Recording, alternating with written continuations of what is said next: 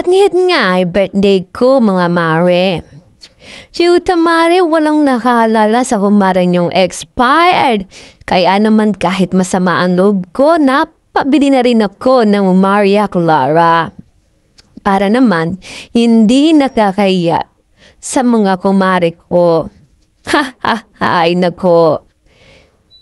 At ito nga, habang hinahanap ko kung saan nakalagay ang Maria Clara, ay eto, marami akong nakitang pwedeng mabiling mga ala, pero wag yan. Mga mahal yan mga kumare. Dito tayo sa affordable at kayang-kaya ng aking bulsa. Ayan, dito tayo sa masarap, pero mura. Maria Clara, ang red wine ng puso ko. Charis, agoy. Ayan na nga, at babayaran ko na sa counter. At baka naman mapagkamalan pa na shoplifter ang kumare niyo. Oh my God, nakakahiya naman sa beauty ko, hindi baga. At ayan nga mga kumare, dahil sa wala silang oras at hindi nila naalala ang special na araw ko, ay ako na lang ang maghahatid ng mga tagay sa kanilang bahay. Ako na lang ang mag-a-adjust. At ayan nga, sinimulan ko ng katukin ang pintuan ng unang kumare ko. At siya nga ay busy-busy. At ayan, ibinigay ko na ang alap. Hay, naku, ayan nga kumare ko. Makikita niyo nga pala dyan na press pa ako. Pero asahan niyo nga pala mamaya mga mare kapag naghatid na ng tagay at naulanan pa, siguradong mawawala na nga pala ang freshness na yan. Marami-rami din naman pala tayong matatagayan at mahatidan. Kaya naman, saktong-sakto nga mga mare ang kasabihan ng mga manginginom. Pumunta ng sariwa, lumabas ng bilasa, o kaya na may mukha ng mangdirigma at hindi na pantay ang lakad. Ayan nga kumare, parang hindi na nga yata pantay ang daan ko.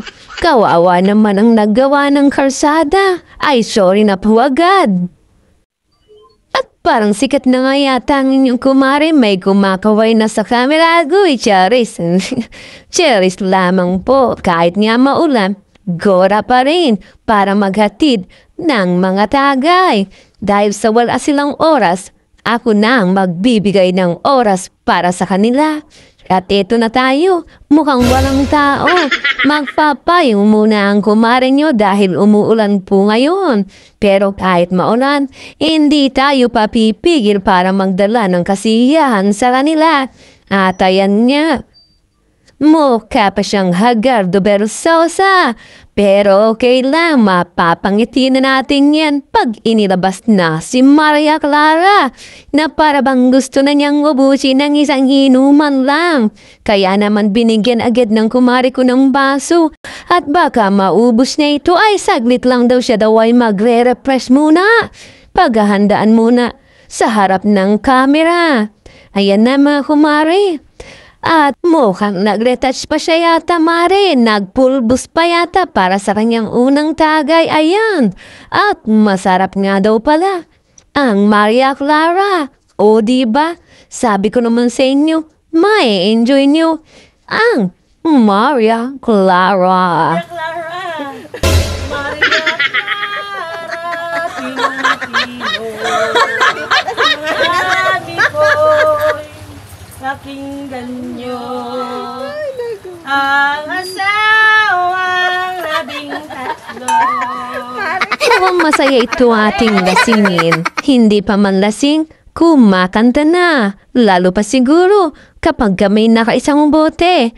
Maigi pa maging isang shot puno para naman mas maraming kanta. Maisama kaya ito. Pangangaro din, siguradong paldo-paldo kami yan. At ayan nga mga kumari, mukhang binanas siya sa kanyang tagay. At kaya nga sabi niya, buksan mo naman ang electric pan ko. Ay, ang aircon ko pala. Pero kailangan, pihidin mo muna bago umandar. Ay, naku kumari, talaga namang pinagpawisan siya sa tagay natin. Kaya ayan, kumari, gora na tayo. Punta na naman tayo sa susunod. At eto nga kumari, Umaakyat na ako sa hagdan. Dahil wala din siyang time, ako na mismo nagpunta sa parlor pero hindi ako ang magpapariban, kundi maghahatid ng tagay lang. Ayan, pumunta tayong nakangiti. Alis din tayong nakangiti. Mukhang nakakakiliti yata. Si Maria Clara. Ay naku, pans mo talaga ako, Maria Clara. Marami kang napapangiti.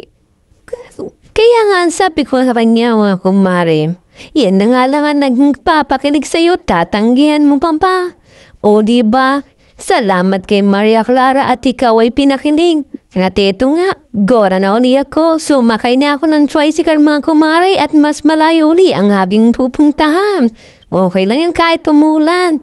At yan nga mga kumare, super lakad ng kumare nyo. Hindi pa malang natatapos ang ikot ng baso, mukha na yata akong Hagardo Versosa niyan. Pero okay lang yan, basta't mahatidan ko kayo ng inyong mga baso. High-tech na ngayon mga kumare, baso na dumalapit sa mga nag-iinom. Hindi na kailangan magtumpok-tumpok sa isang lugar. Diba nga, ako na ang magdadala sa kanila ng baso para umikot ang tagay. At yan nga kumare, may libre pa palang Graham at pakape si kumare. O diba, kaya naman ako tawang-tawa, coffee is life. Kaya sila naman tumatagay pero ako nagkakape. Masaya nga pala mga kumare, yung nagkakape ka habang nag-iinom ka. Kasi coffee is life, kaya naman yan, tawa ko ng tawa. Masarap pala ang kape sa Maria Clara. Dahil wala kang chaser, magkape ka na lang. Makabago na nga ngayon mga kumare, hindi na soft drinks, hindi na juice ang chaser, kundi kape. Kape na kaya akong ipaglaban. Hindi nga lang sobrang tapang, baka kahit maling tao, pinaglalaban. At yan nga mga kumare ang daan, pataas at masyado pang madulas, kaya naman ang kumare nyo kumakapit sa gilid, baka hindi na makarating sa tatagayan at magpadulas-dulas na lang dyan. Oh my goodness! At hindi lang yun, may hagdan pa na mataas para lang makarating sa inyo'y okay lang yan. At nakarating na rin ako sa huli kong pupuntahan mga kumare. At ayan na nga mga kumare, ang huling bahay na aking pupuntahan upang hatidan ng aking tagay. At syempre dahil sa huling bahay na nakiupo na ako at nakitagay na din para naman ma-enjoy ang Maria Clara. At titikman ko nga rin kung anong lasa. Chares! Kunyari hindi alam kung ano ang lasa ng Maria Clara. Pero okay lang, mag-e-enjoy ako. At nakikita niyo naman, tuwang-tuwa ako. Lalo na nang abutan ako ng regalo ng kumare ko. O diba, may paregalo pa siya. Kaya naman tuwang-tuwa ako. Kakulay pa ni Maria Clara, kulay green. Bongga.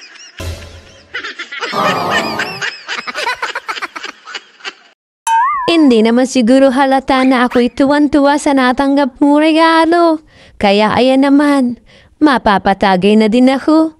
Ubusin na natin yan dahil baka mapanis pa. Charis! At ang sabi ko nga sa kanila, tumagay na din sila para naman tayo ay mag-enjoy. At ayan nga, humahagod pala sa lalamunan. Uy, mukhang puro. My goodness. Kaya kailangan shot puno na ito para maubos na agad at gumagabi na pala. Kaya sabi ko naman sa kanya, sige na, tumagay ka na rin. At mukhang nahihiya pa nga yata ang aking kumparing tumagay. O, sabi ko wag ka nang mahiya.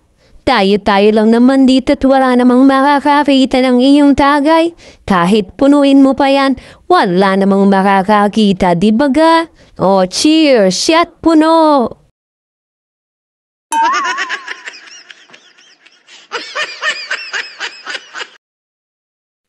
O, di ba sabi ko naman sa'yo na masarap yan. Kaya, tumagay ka na. Kaya ang sabi niya, sige, isa pa nga. Tinagaya na uli siya ng isang puno. Chares, karahati ng pulang baso at nagre-reklamo pa yata nakakaunti ang laman.